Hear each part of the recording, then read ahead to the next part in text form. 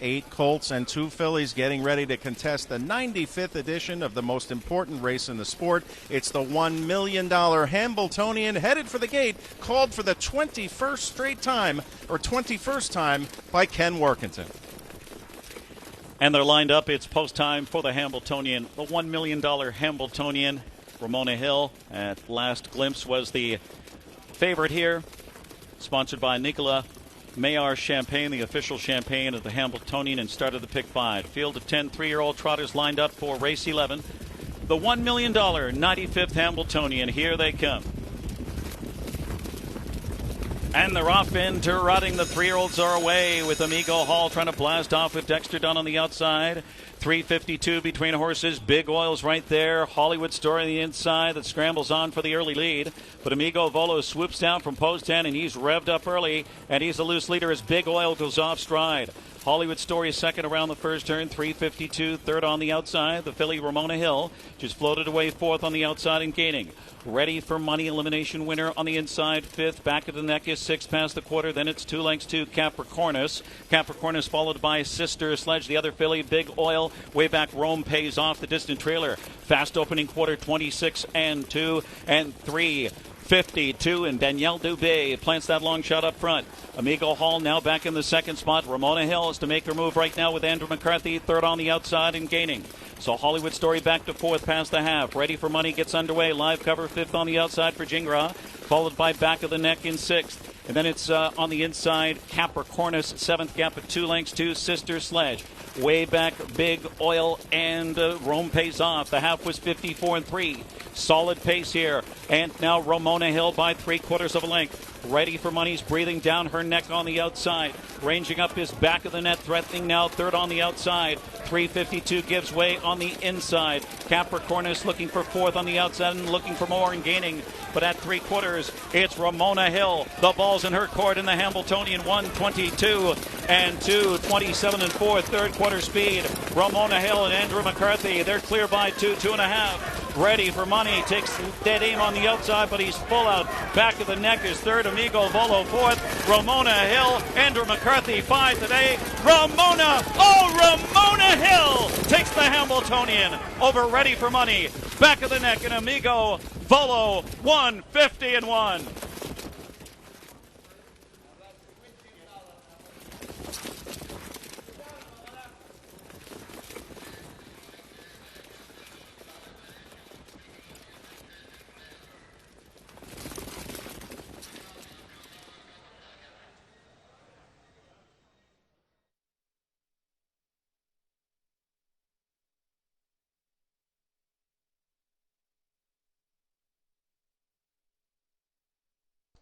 Unofficial winner, 5, Ramona Hill, posted by the judges, equaling the stakes record of 150 and 1. 1 Ready for Money second, 2 Back of the Neck third, and 10 Amigo Volo fourth. Unofficial, 5, 1, 2, 10.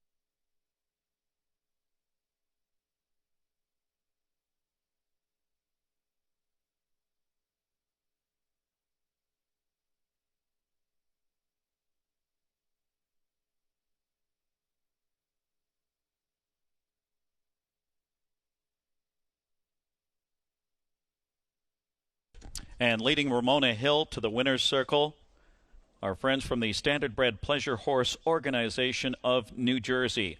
Helene Gregory with Jambalaya Barman, JB crossing the Delaware with Kelly Kahn, and Shift into Glide with Whitney Richards. And it's girl power once again in the Hambletonian, and the Thunder from Down Under does it. Andrew McCarthy and trainer Tony Alagna. Ramona Hill. What a performance today, a dominant performance in the Hambletonian, equaling the stakes record set by Muscle Hill, 150 and 1/5.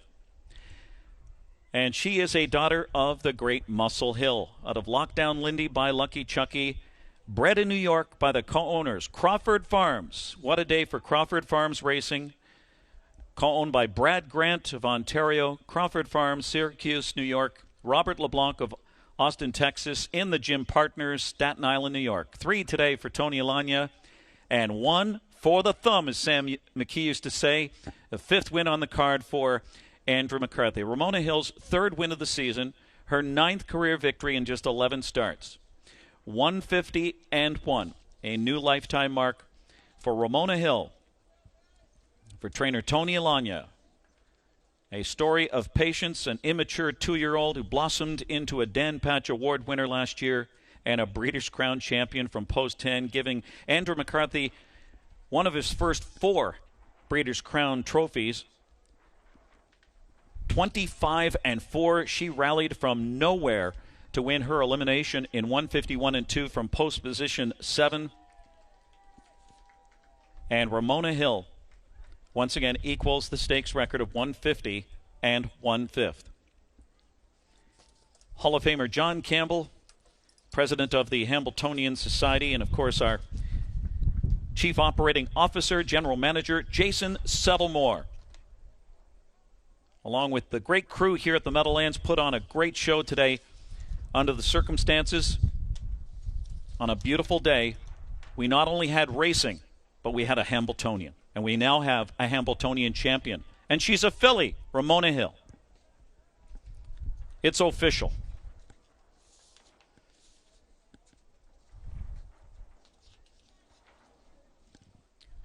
Ramona Hill, a $70,000 Lexington selected sale purchase. Tony Alagna trained down the mare, Lockdown Lindy. This filly had a similar frame to Lockdown Lindy.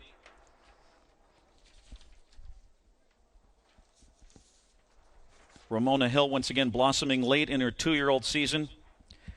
And Andrew McCarthy, who became the 8th driver in history to win at least 4 Breeders' Crown finals in a single season. His first 4 in the series. A 3rd-generation horseman. His brothers Todd and Luke must be watching today. Also successful drivers in Australia. His father John, highly regarded trainer. Tony Alagna, who saw Pilot Discretion finish 5th in his Hambletonian elimination last year, wins his first Hambletonian trophy. Mr. Class, Tony Alagna. Gabe Pruitt is standing by to get some winner's circle reaction. Alan Michelle Crawford, Andrew McCarthy, and Tony Alagna. And congratulations to Crawford Farms Racing, Brad Grant, Robert LeBlanc, and In the Gym Partners.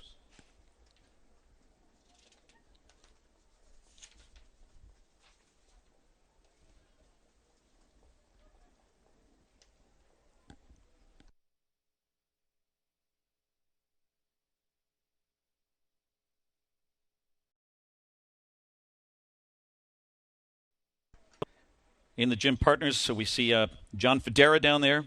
Big thrill for John. Of course, Tony Alagna, what a career he's had. Native of Illinois. Followed his mom, Donna Lee, into the sport. Worked for Brian Pinsky in the Fox Valley Standardbreds in Illinois. Spent many years with Irv Miller. Trained Captain Treacherous, Pacer of the Year, 2-time Pacer of the Year. And now racing some successful captains. And Crawford Farms, the co-owners of the 2018 Hambletonian winning filly, Atlanta. They go 2 for 2 with fillies in the Hambletonian. 5, Ramona Hill pays 280, 210, and 210. The 1 ready for money, 340, 240, 2 back of the neck 240. The exacta 680, 5-1. Trifecta 5-1-2, 1460. Gabe Pruitt is standing by with that winner's circle ceremony. Race 12 is up next. It's the Vincennes Trot. Post time at 5:09. Scratch 10. Cash me out. Sick.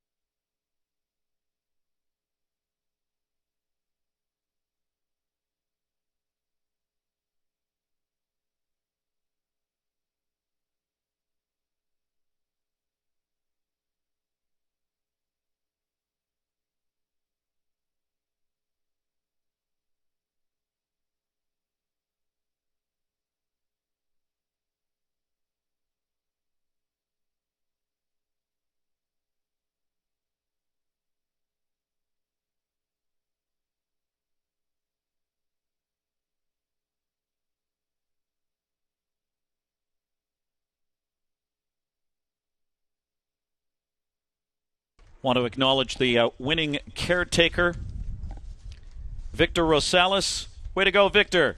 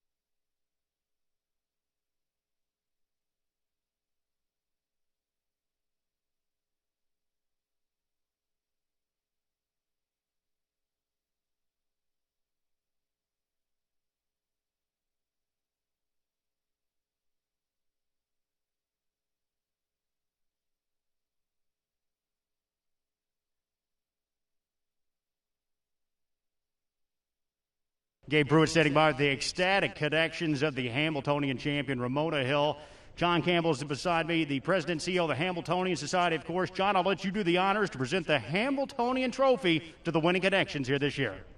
Michelle and Al Crawford, congratulations on behalf of the Hambletonian Society, our board of directors and staff, all Jeff Corral, Jason Settlemore, and all the staff and management here at the Meadowlands. Just what a great performance by a tremendous filly. Throughout history, society has dealt with crises and troubles, but great horses and great horse racing has found a way to bring people together and forget about what's going on in their everyday lives. And I think that's what's happened here today. So congratulations to all of the connections of Ramona Hill, the winner of the 2020 Hambletonian, a year none of us will ever forget.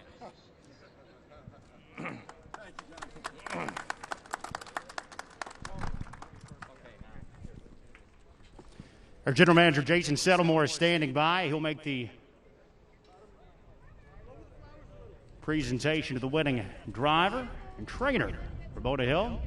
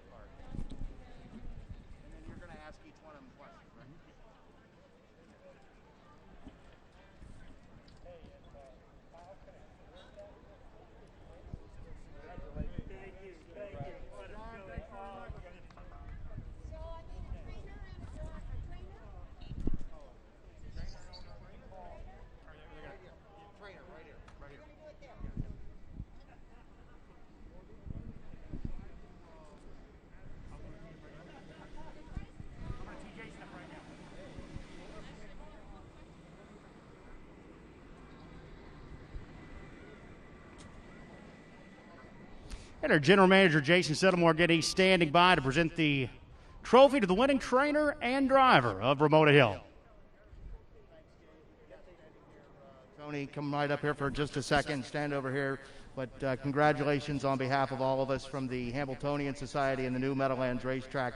A great victory today for Ramona Hill, filly beating the boys, and you join an exclusive group here this afternoon. Congratulations. Thank you.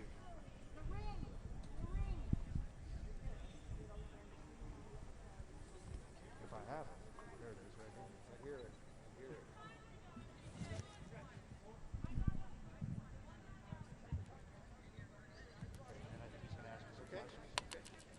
Tony, congratulations. I know this has to be quite a filling here at the Hambletonian Winter Circle. Yeah, it was pretty funny. Earlier today, I got a text from a friend of the family forever, Roger Welch from Illinois, and he said, "If you remember last year when you were at Hoosier, you told me you had a filly that you thought could win the Hambletonian next year." He said, "If you could give me some stock tips, I'd really appreciate it."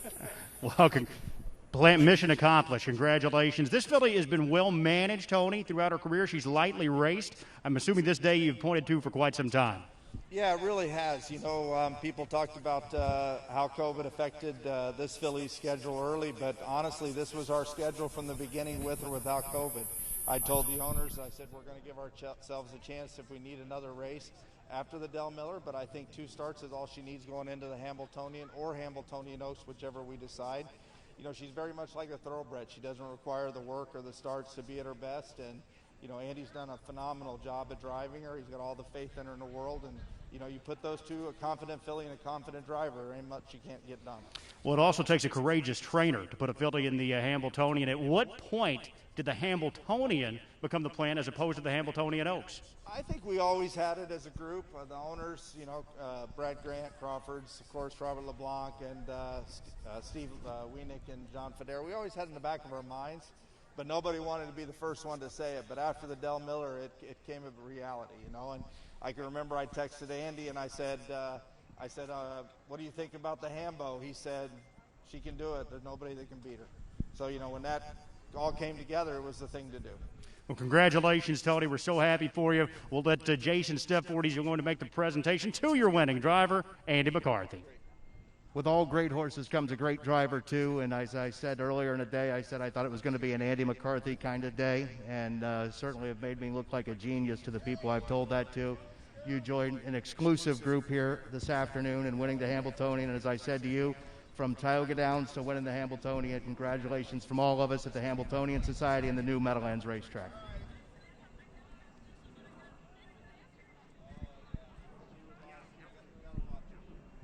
Andy, we caught up earlier today after a stakes victory. Things were very good at that point. I think it's safe to say things have gotten great, though, at this point.